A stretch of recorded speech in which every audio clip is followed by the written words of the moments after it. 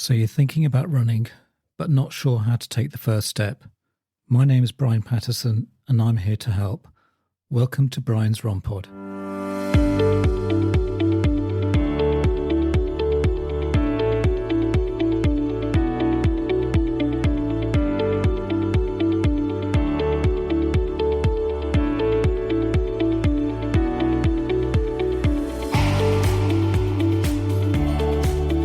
Welcome back to Brian's Run Pod, and this is Brian Patterson talking. Now on to the second part of my discussion with Paul Piper, the first one being last week. So if you haven't had a listen, please do have a listen.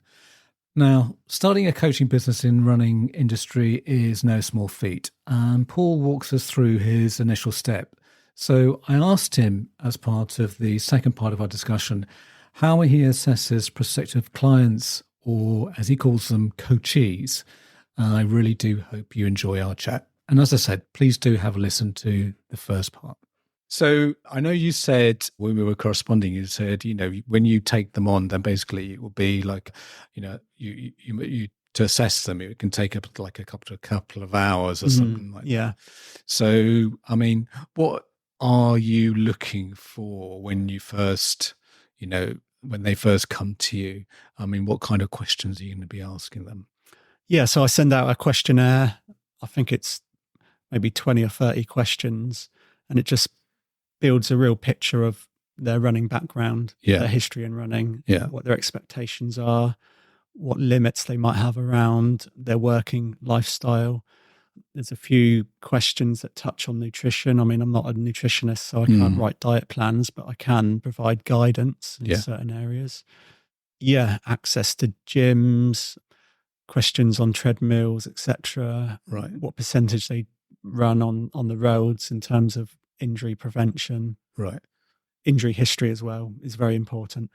And then we go into, so then we'd arrange either a meetup in person, or if it's not possible, sort of like on Zoom. It typically lasts anywhere from well over an hour to sometimes 2 hours. So it can get quite in depth. All right. But I prepare beforehand, and I'll build up a picture.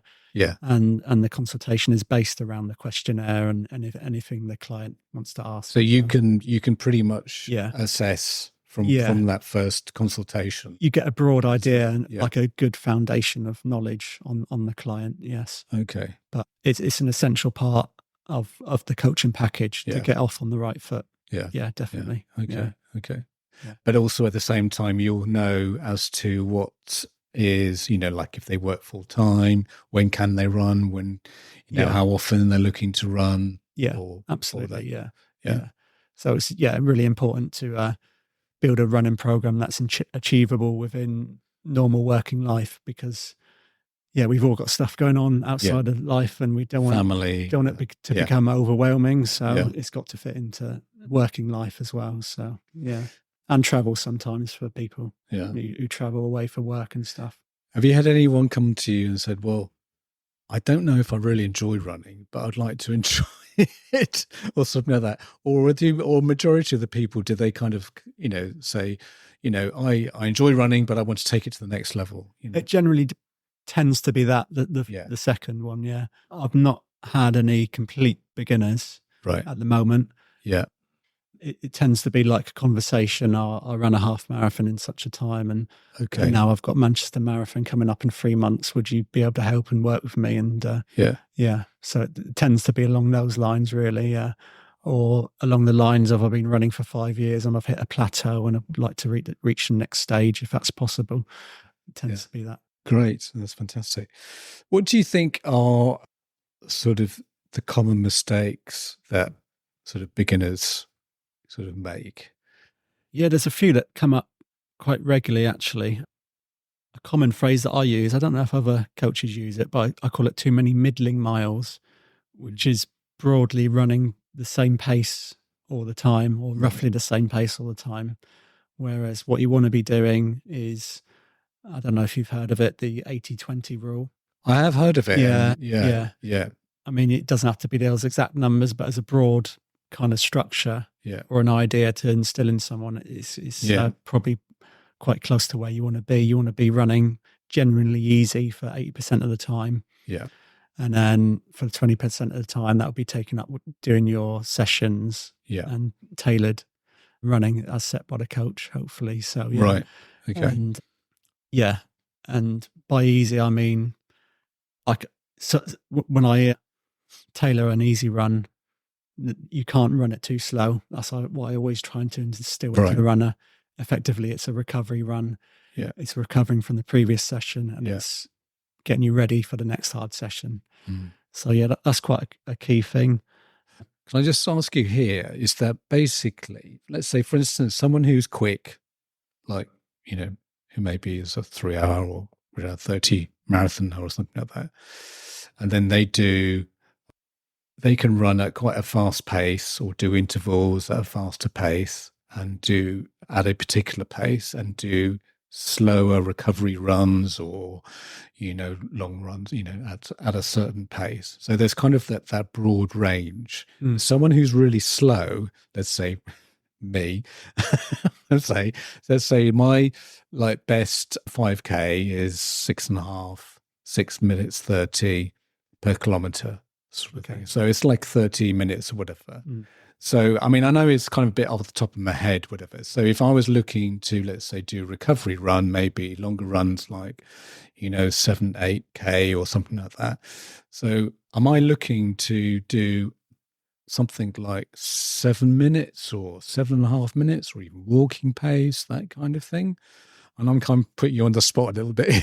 Yeah, I mean, certainly way, way slower than your 5K pace. Yeah. Sure. Yeah. And slower than I don't know if you've done a marathon. Have you? No, I've never done one though. But certainly slower than your notional marathon pace. Right. So yeah, you 100% would need to be doing that. Yeah. Yeah. And that is the way to progression, really. Really? Yeah. Okay. And is that a skill from what you're saying? Is that a skill, as much of a skill, as doing the interval sessions and running, maybe 6 times 400 at a 5K pace or whatever, it's just as much as a skill to run at that slow recovery pace, because it sometimes people can think, oh, I can run faster than this. It's just as an integral part of training as the sessions, yeah, for sure. Yeah. And you can't have one without the other, really. Yeah. I wouldn't have thought it's in a proper training plan. Yeah. A good example is I remember seeing an interview with a Kenyan elite lady who, I think her marathon PB was under 2:20, I think. So at the time, like world level. Right. She said her easy runs, so her marathon pace was well below 5:20 a mile. And she said her easy runs were anywhere between 8 and 9 minutes a mile. Wow. Okay. So you think, yes, that made that's someone who is, admittedly it's at high altitude. Yeah. Doing her easy runs, but still that is some stretch of pace between the two. Yeah. So I didn't do her any harm. So yeah. But I think it's common. I don't think most people would realize how easy real top elite runners run most of the time, for sure. I know when I was doing quite a bit of running, this is probably 27 years ago, and I know what helped me was I was doing a lot of heart rate training and trying to keep it within a particular heart rate zone. And that really helped me. Yeah. Because I just felt I had a lot in reserve. Yeah. I do the same when I'm out for an easy run. I will try and keep, I mean, everyone's heart rate is different zones. But for me personally, my easy kind of zone 2 or high zone 1, certainly zone 2 would be 130 to 140. And if I get above 140, I will look at my watch and I think, I just need to bring this back a little bit. It's not really an easy effort. So yeah. So the heart rate monitor can be very helpful in terms of easy running as much as it can be to get it up to zone 3 and 4. Yeah, because I used to have the polar ones and I used to sort of beep at me, but it did help me maintain that easy pace, whereas I think it's really tempting, even if, I mean, I know you can get watches which can set your cadence or your kilometer pace. But I just found that I just remember thinking, it's I've done a good long easy run. Yeah. And I just felt I just had a lot of reserve, Yeah. And that's exactly what. And that's what you're looking for, isn't it? Yeah. And sometimes after, when your legs feel tired and your muscles are aching, actually getting out for a short, very easy run, you can come back and you actually feel better because you're like moving your muscles and stretching yourself a little bit. Yeah. So, and releasing a bit of tension. Yeah. So, I do wear a heart rate strap, and the problem with the wrist-based heart rate on your watches is, I don't know if you've got one, but they tend not to be as accurate. Yeah, I've heard that. Yeah, I was listening. Particularly at high pace sessions, they just lose their accuracy a lot. Yeah. So the technology's not there yet, really. Yeah. And also, I think when you start the run, it's like your heart rate spikes. Yeah. And then there's a bit of a lag. But the chest heart rate monitors are really accurate. Yeah. And you can really tell that when you do an interval sessions, because you can see a nice graph that's nice and smooth up and down where it takes in the rest and your heart rate drops. And that's a good sign. That's a good sign. Well, maybe we could talk about heart rate maybe at another time, because I know that's a totally different subject. I think we could do a whole podcast. Yeah. So you talked about that, there are sort of common areas that people sort of tend to go a little bit too fast. They don't do the 80-20 rule. Is there any other areas that you feel? I mean, I briefly touched on it earlier, but jumping straight into the marathon is a high risk strategy, really. I do encourage people to build up their races, maybe look at a 10K first and then natural progression onto a half marathon, and then maybe think about a marathon. But jumping straight into, going from next to no running to having a marathon in 3-4 months' time is quite high risk, and it's a heavy load on the body. And your body does need time to adapt and build and to build your strength into the marathon, because it's an incredibly catabolic experience on the body. It's like a total breakdown. Yeah. Exactly. So because it's a man-made event, isn't it? Yeah. So it's that sort of like perfect distance where, without fuel, which a lot of people would do, including me on my first marathon, you will hit the wall inevitably at 20 odd miles. And you still got 6 miles to go, which is not a nice thought. Okay, so that's a couple of things we can talk about, but basically moving on, what advice would you give to people in terms of nutrition-wise leading up to a particular race? It doesn't have to be a marathon, it could be a 10K, because probably that week there may be sort of tapering, won't they? So meaning that they're not doing as much running. But is there any advice you'd give in terms of, general nutrition, while they're training or even prior? I would tend to keep, as long as your diet is good and healthy, I would keep your diet the same in terms of content and slight nutritional value. You don't want to be thinking, I'm tapering now, I need to eat less calories. I think that's the wrong way to go. You need to keep your body sustained going into that last week. Yeah. I think carb loading is a little bit over preached. It's a bit outdated. Yeah, possibly. I think you need to take on extra carbs, but I think you will be rested during that week, so your natural store of carbohydrates will be good anyway. So I wouldn't obsess about eating 6 bowls of pasta the night before a marathon. That's probably too risky. Yeah. I used to carb deplete on the Monday, Tuesday, Wednesday of my marathon week, which meant literally 0 carbohydrates. And then I would load quite substantially. So what was the benefit of that?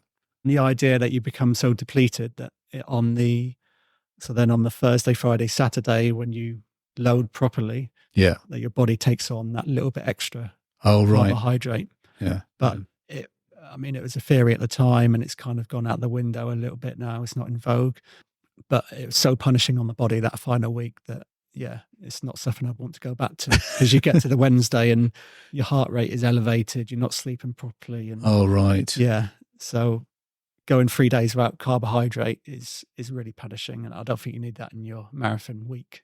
Right. Yeah. Okay. So eat sensibly. Don't think about cutting back. Maybe increase your carbohydrate, because you need the calories for the training. Exactly. If you're doing a marathon or half marathon or whatever. Yeah, maybe have an extra jacket potato the day before or something like that, but nothing substantial.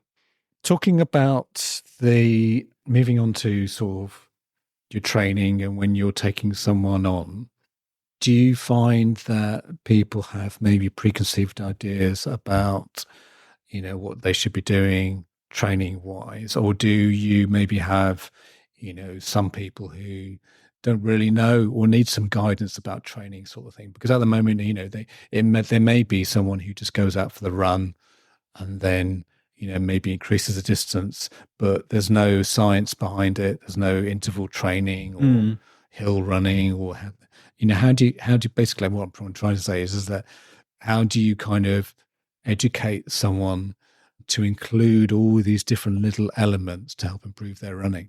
Well, I'll write a training plan and I'll put notes below each session. I'll try to explain, certainly initially within a coaching relationship, what the purpose is of each session. Right. And I'll try and in each email, I'll provide like a holistic view of how the training's going over a 3 to 4 month block. And, whether we're in the initial sort of like foundation endurance stage or, when we start to slowly transition into event specific training. But yeah, I generally find that all my clients are very receptive to my ideas, and they're quite happy to have it presented in front of them and having the accountability of a coach there and trusting the process, really.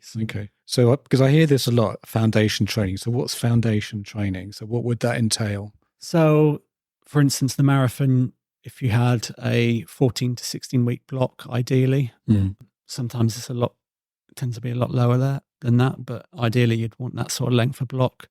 So then for the first 8 weeks, you could just build on strength and build your aerobic capacity. Get in some hill works, build your leg strength. And then it's not like a flick of a switch. Then you go into event training. It's like a slow transition. And then you might start seeing more marathon paced intervals and mile intervals within a long run. Because you would hope in a training block that your marathon pace will feel a lot different 60% into a marathon block than it would do if from day one. That doing marathon pace work would probably feel quite tough in the first couple of weeks if a coach prescribed that, and that could be a bit demoralizing. It's amazing what the body can adapt to over time, and hopefully you get to the marathon event and 2 to 3 weeks before you can do a long run and mix in 10 to 15 miles at marathon pace. Oh, right.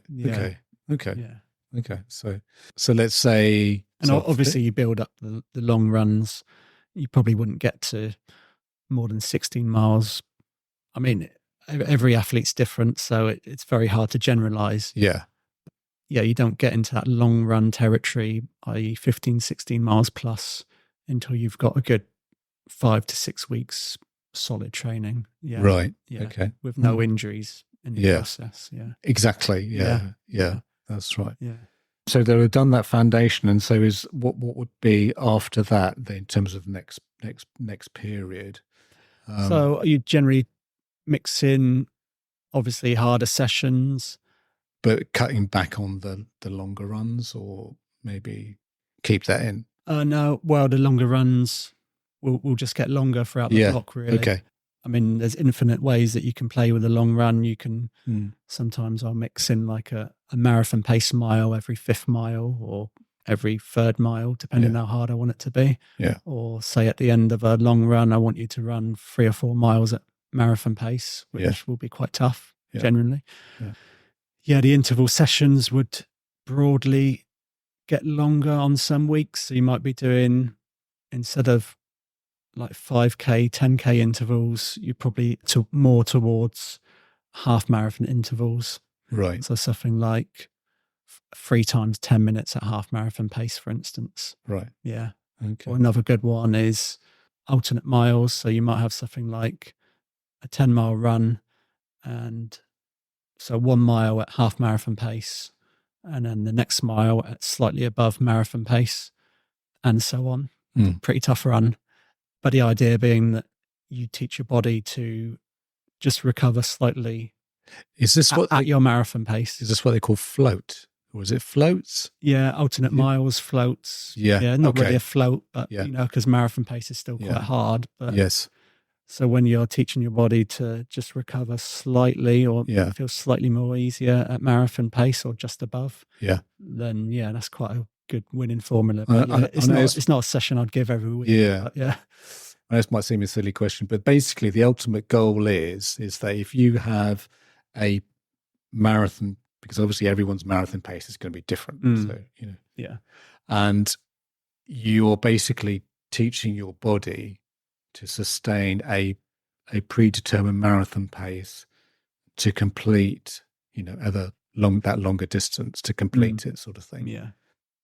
And that's a wrap for another exhilarating episode of Brian's Run Pod. Thanks for tuning in, folks. As always, we've got your back with all things running. And next week, get ready for some awesome beginner hints and tips to kickstart your running journey. Oh, and before we sign off, exciting news. We're now available on YouTube. So whether you're pounding the pavement or chilling at home, you can catch us there too. Hey, if you want to keep up with the latest updates, behind the scenes fun, and even some exclusive content, make sure to follow me on social media. You can find me on Twitter, or should I say X, at Brian's Run Pod. We've also just launched a shiny new Facebook page. Simply search for Brian's Run Pod and give us a like. And don't forget to hop on over to Instagram, where you can catch all our visual adventures at Brian's Run Pod. For those of you who love diving deep into the episodes, head over to our website, www.briansrunpod.co.uk, and there you'll find detailed show notes, handy chapter markers, make it too easy to navigate through our favourite discussions. Please leave a review, as it will always help others find this podcast. Music is by Happy Days by Stock Audio, not forgetting artwork by Alice Patterson. Till next week, thanks again for listening.